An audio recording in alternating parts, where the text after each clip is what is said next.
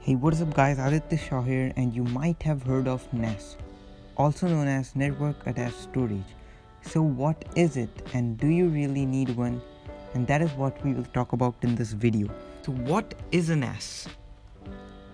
NAS is basically a computer which can be of literally any size, and they contain many drives which store your data. They can be a hard drive, HDD, or an NVMe M.2 SSD, or even a USB flash drive. All you have to make sure is that your NAS is connected to your local area network or LAN.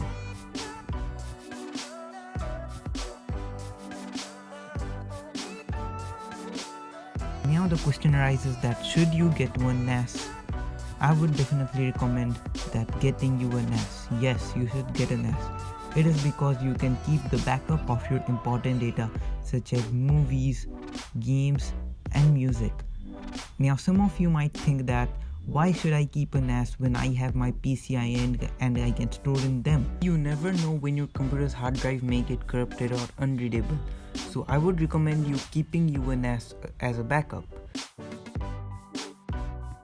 Also, you get an advantage that your phone can access your NAS anywhere on this planet.